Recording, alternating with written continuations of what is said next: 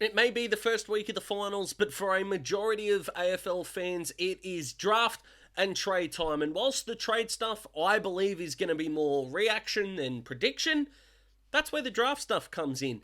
And it was infamous celebrity chef Marco Pierre White who claimed that perfection is just the compounding effect of getting things right repetitively, regardless of how small they are. And striving for perfection as a footy, let's call it analyst, is, I think, foolhardy. We're not going to get things perfect. We never will, and no opinion is going to appease everyone. However, when it comes to trying to fit players to teams, which is something I don't really try to do so much in my mocks, because so many teams just need to draft best available talent, because these guys, whilst there is maybe no such thing as a franchise player, take Dusty 2017 out of the equation as the closest thing I think we've had to it for quite some time. A lot of teams are going to look at the guys that they think, A, are the most talented, and then B, fit their structure. But I think there are definitely players that serve teams somewhat perfectly on the surface. And that's what this video is about. One player per team and no repetition of players. So we are getting 18 different players here. So if you can deal with that, awesome. I wish there was a better order than alphabetical, but there isn't. That's what we're doing. One player, the perfect spot at your club's first draft pick. Let's get into it. Can't wait for this one, and I've got an awesome announcement coming after the intro. So let's roll that clip, get into the good stuff, and then get into the draft stuff.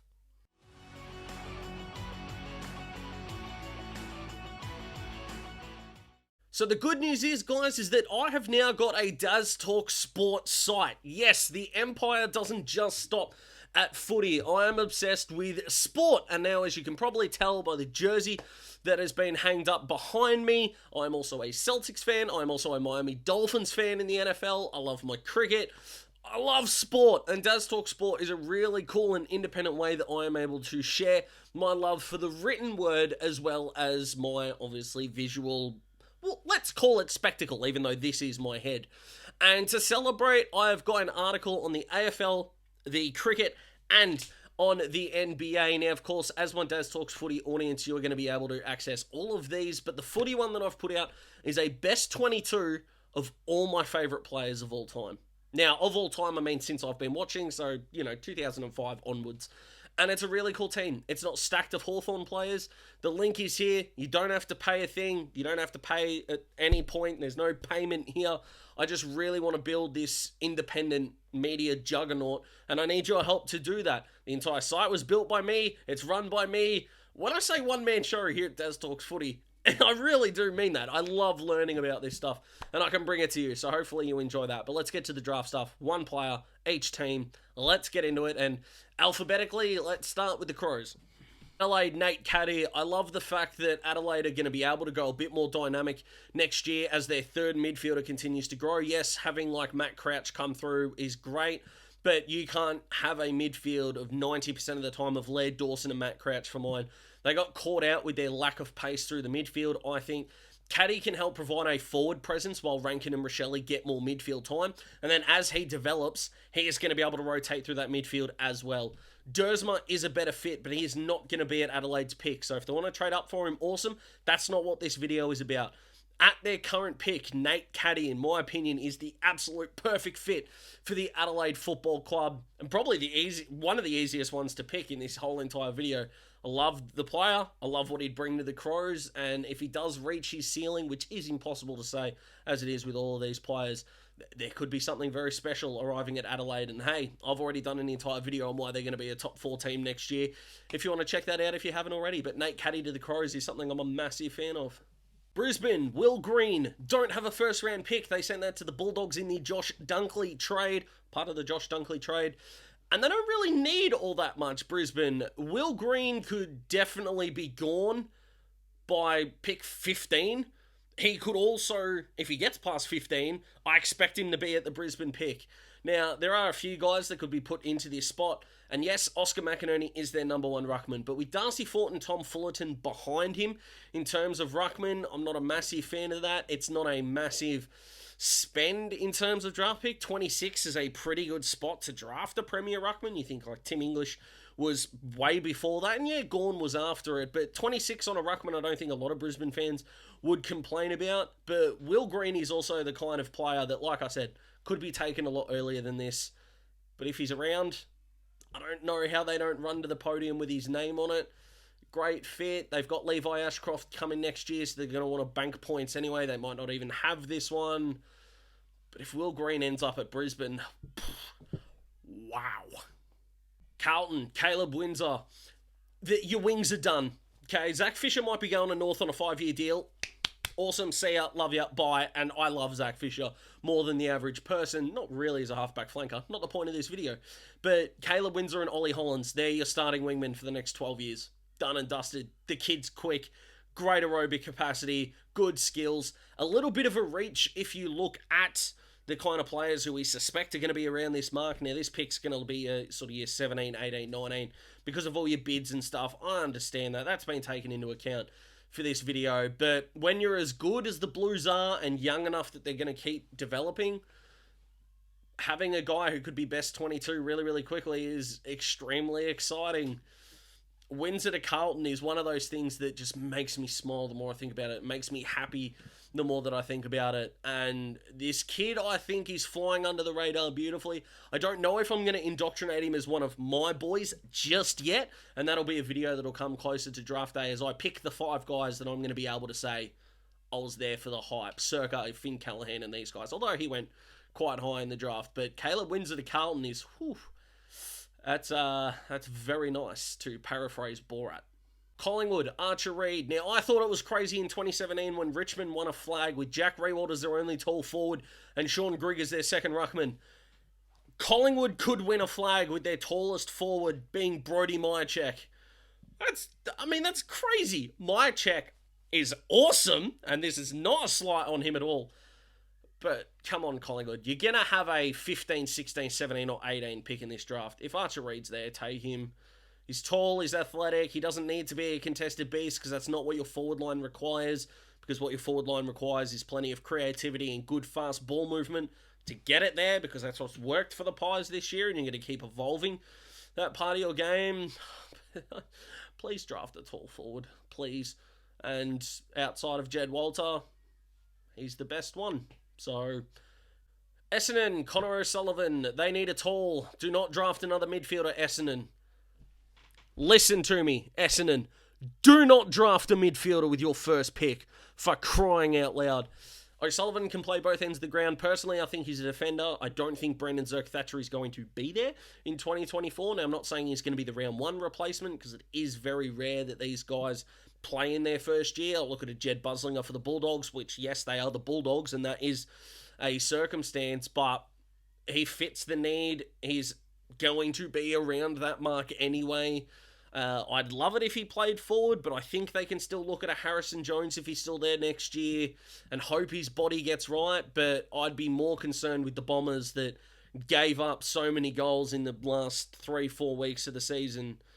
And Zerk-Thatcher goes, I think having another guy to develop is going to be king there, because I think Essendon are the kind of list that needs to get better internally. I don't think so many additions are going to get this better. It needs to start better internally and then spread. And I think O'Sullivan adds to that beautifully. He's got good footy IQ, good smarts, and loves beating his opponents. I know competitiveness is one of those things that gets thrown around to a lot of guys, but from what I've seen from COS is he has it in spades, and I think Bombers fans would love him very quickly. Freo, Riley Hardiman. I do this for 3 reasons. The first one is play Hayden Young as a midfielder. Sarong, Brayshaw, Hayden Young. They're your 3 best midfielders next year, Freo. Make it happen. Rotate Jaeger, rotate these guys. Cool. Your base 3 midfielders are those 3.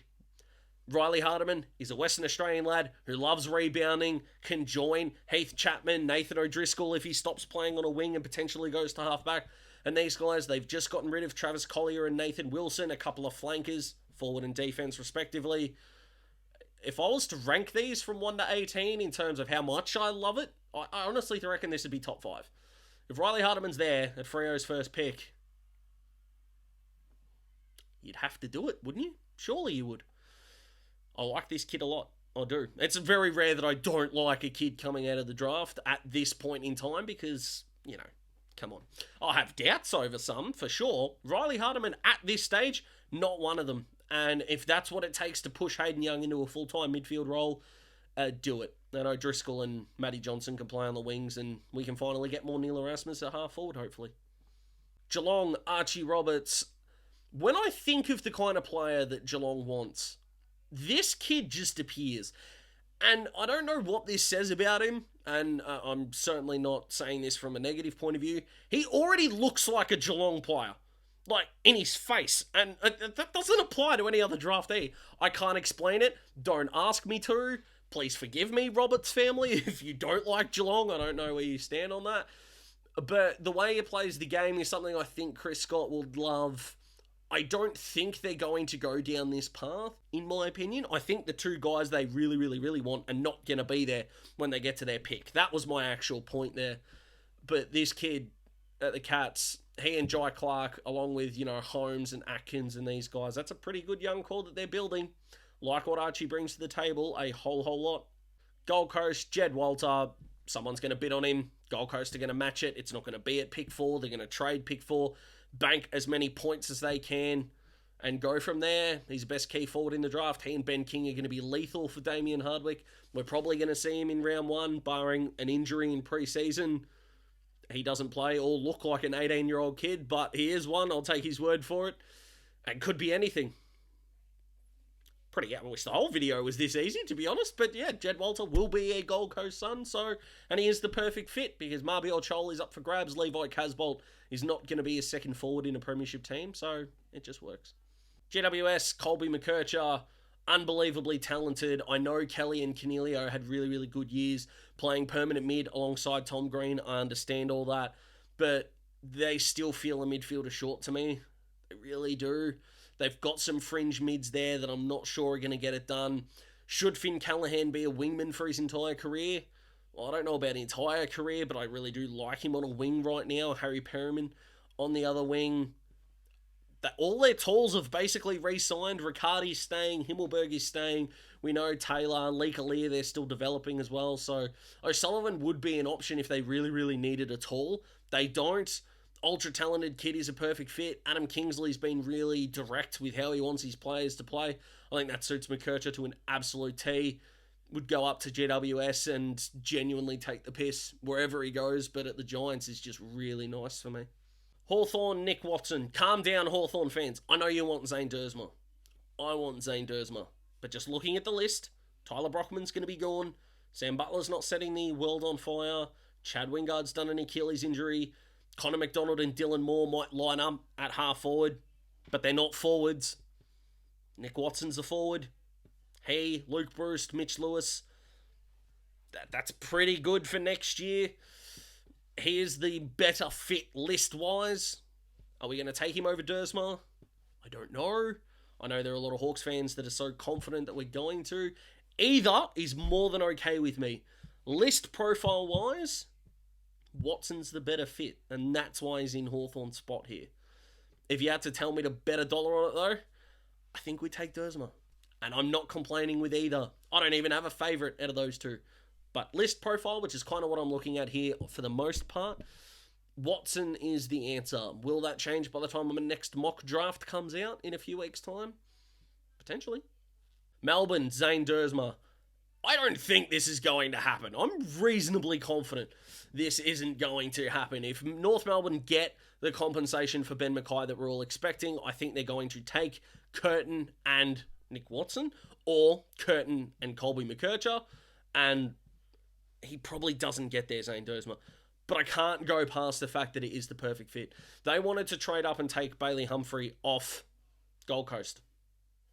Zane Dersma does a lot of what Bailey Humphrey did in his draft year. So they've already told us he's the perfect fit last year. Why would that change? I don't know. I honestly believe that if the draft order goes Harley Reid to West Coast, Jed Walter to Gold Coast at 2, North take Curtin and say Watson, I honestly think Melbourne will want to trade up with Hawthorn, get Dersma. Hawthorn will be able to grab an extra asset, take Watson, someone else, Will McCabe, and just keep on going. I genuinely think that's going to happen on draft night. Be a win-win for both clubs. According to this video, it really would. But Dersman and Melbourne is frightening. So on behalf of someone who's not a premiership contender, or who's not following a premiership contender team, I should say, can we make sure this doesn't happen? And that's how I know he's the perfect fit. So, Dersma, Melbourne, match made in heaven, which is unfortunate for everyone else. North Melbourne, Daniel Curtin. He's 196 centimetres tall. He does everything North need him to do.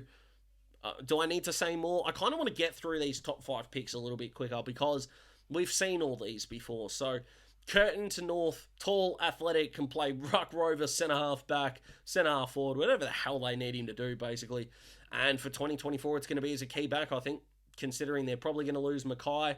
They've definitely lost Logue for the majority of next year. They need outside of the boy Callan Dawson, I think it is, at centre-half back potentially, and Aiden Core. Yeah, I think they're going to want to put Daniel Curtin down there. So he's the obvious perfect fit, but they're going to get him, someone else, and they'll have to match points for Riley Sanders inside the top 10 as well. So North are going to do really well out of this draft, and hey, good luck to them. Port Adelaide, Jack Callanan. They need a small forward, I think, Port. They're going to get one here. I don't think small forward is a massive problem for them. Again, they don't really have a lot of problems draft-wise. I think when it comes to free agency in the trade period is where they're going to, hopefully, lock down that centre-half back spot. At 37, I don't think you're going to find the guy that is going to be plug-and-play for round 1 next year. And considering that you're going to be a contending team, that's kind of where you need to put your focus, the guys that are ready now. So I'm going the small forward path. I like how clever Jack is. I haven't seen a whole lot of him, I've got to be honest, in terms of guys that are around that top 40 mark that you see everywhere. Jack is probably one of the top 5 guys I've seen the least of, but I really, really like what I've seen so far. I reckon he would add a little bit of something to Port, a little bit of excitement. Footy smarts and not afraid to do the defensive stuff either. So I think he's a really nice fit for Port, and I don't think Port Adelaide fans mind that they're not getting spoken about in a lot of draft stuff anyway. Their first pick at this stage is 37, which is going to be around that mark considering all these things anyway, but they've got a final series to look forward to. Do they really care about pick 37? I hope so, because new blood is good, but they have gone tall in the last draft or two, so ticks a lot of boxes there, does Jack, and I'm looking forward to watching more of him as I lead up to the next mock draft. Richmond, Logan Morris. It can't just be Tom Lynch next year. The 2017, yes, I fully put my hand up, Richmond fans, and say that broke ground on what is possible, but if you're relying on catching lightning in a bottle twice, can't help you, really. Morris would be really good. He's not a tall forward. He is your third tall, but considering Richmond are supposedly into someone like a Jacob Kazitsky, or they are on the hunt for a second tall forward, could they get Marbior Chol back to the Tigers? Who knows? But I think drafting this guy forward to centre is only going to be a good thing. When you look at those 5 picks they took inside 30 only a couple of years ago, Sonsi, your midfielder, Sam Banks, your defender, Judson Clark, your forward, Gibkiss, your key defender. These guys, I've missed someone there. Tom Brown, I think, who was, or I missed another defender.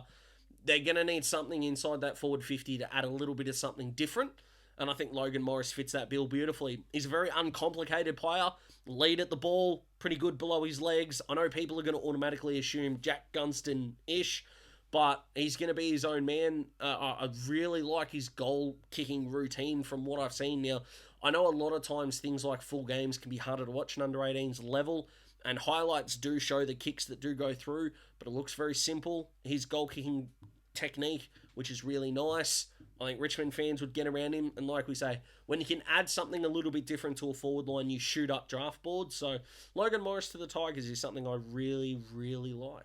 St Kilda, Darcy Wilson, again, filling a need. The wing, I still think, is a good point of difference for the Saints. Nazaya Wanganeen Miller is an absolute star. I know Brad Hill is an absolute star as well, but there are still some fringe guys in St Kilda's list that I'm not a massive fan of. And I think Darcy Wilson is going to be a fan favourite at the Saints very, very quickly. Devilishly quick, really nice skills, and considering they're going to be playing more games at Marvel than your average team moving forward, having that quick ball movement and still being able to run defensively is something that all St Kilda players are going to need. We've noticed that throughout 2023, and Wilson fits that bill for me. Yes, there might be other list needs that they desperately need to get, but again, that doesn't mean the first pick in the draft is the saver.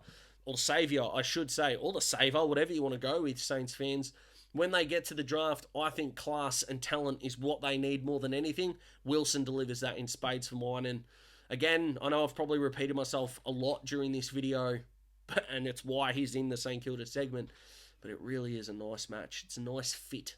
Sydney, Mitchell Edwards. Did you know Sydney need a ruckman? Did you know Sydney need a ruckman? I think we all know. I don't think Brodie Grundy's going anywhere near Sydney next year. They're going to need a ruckman. They've got a first round pick. They don't need a whole lot list-wise. It was just a really down first half of the year, basically, for the Sydney Football Club. So filling a best 22 need with your first pick, usually a tick, especially if you're a good team. Mitchell Edwards does that. They're not going to get access to Ethan Reid via the Gold Coast Academy, so go for it. Do they like Mitch Edwards or Will Green more? Who knows? If they do like Will Green more, then, the Brisbane pick is A, stuffed, and B, Brisbane won't be getting a ruckman. But I honestly wouldn't be surprised to see Ethan Reid go top 10, Adelaide take one of Will Green and Mitch Edwards, and Sydney take the other. But when you're a good team and you've got a pick, that doesn't necessarily mean you've got to go superstar now, and you've got a best 22 list hole. I think you just need to fill it. He's got the talent. It's not a reach. Go for it, Sydney. This one almost makes too much sense. West Coast, Harley Reid. Don't trade the pick, West Coast. Don't trade it until he wants out. You're going to get more for him. I'm telling you out there. Harley Reid could do his ACL, and no one hopes he does that less than me, except maybe his family. But if he ever does want to leave, you're going to get more for him once he's in your football club than when he's not, in my opinion. And I think you'd be crazy to bet on guys you don't know at this point. That's just my take. So Harley Reid to the Eagles makes so much sense. And honestly, if there is a culture that could go from bad to good and keep someone like Harley around, I would bet on West Coast more than nearly any other interstate club who would be in the same position. I honestly would. And it sounds crazy, but to be fair, Adelaide only just missed the finals. Port Adelaide are a contender, same as Brisbane. Sydney and GWS all made the finals. So when you look at it, West Coast, Freo, and Gold Coast are the only three interstate teams that we could probably look at and go, oh. But are Freo and Gold Coast that much closer to a flag than West Coast? All three of them are not near a flag yet. Yes, West Coast might be seen to be further behind, but as Smithy loves to tell me, and as a lot of fantasy teams like to say it, if you're not first, you're last. So if everyone's equal last, I'm going to gamble out of those three clubs on the only one that's had success. So West Coast, draft Harley, develop him, do your best to keep him. If he does eventually want to go get an absolute ransom for him. An absolute ransom for him. The longer you keep him, the better if he's going to be the player everyone thinks he is. And the Western Bulldogs, Carlton Tholstrup. I've talked about this kid a lot. I don't think I've pronounced his name correctly once, but Tholstrup. There we go. I should have just re-edited this. Doesn't matter. A guy forward to centre that can make an impact. He doesn't need to go through that stacked Bulldogs midfield yet. Is still a threat. He's got the hair. He's got the X factor. He's got everything the Bulldogs fans will love to see. Now, considering that he is a centre forward threat, Bevo will probably play him in a back pocket because that is the nature of how the Bulldogs play their game. But they've got 2 first-round draft picks here, the Bulldogs. Will they try to use them both to trade up? Potentially. That could happen. I also believe they could use the second of those first-round picks to actually trade back. I honestly reckon a club could come up and they could go from there because I do think they need more youngsters in the door, do the Bulldogs, and they could do it that way. But if they do want to take a guy who fits a best 22 need now, honestly, I think this kid could be the one. So, there you go. 1 player per team. No trading of picks yet. What do you think? Comment below. Let me know. And if you want to check out my favourite best 22 of all time, you can absolutely do that. The link is down below. Daz Talk Sport is something I'm so looking forward to bringing to you guys. It's going to be all independent stuff. I'm looking forward to it in a big, big way. Fingers crossed you are as well. I hope that you have had a somewhat entertaining weekend with no men's footy. Whether you've been watching the AFLW, whether you're getting around the NFL preseason, been hanging with your family, or whatever you've been doing, I hope you've been safe. I hope you've been happy. I hope you've been healthy. You're an absolute star. You deserve everything that this world has got to offer. Subscribe to Daz Talks Footy if you haven't already, and join the Daz Talks Footy family. Lots of love here. Thank you so much for watching. Next video will be coming out on Wednesday. Goodbye.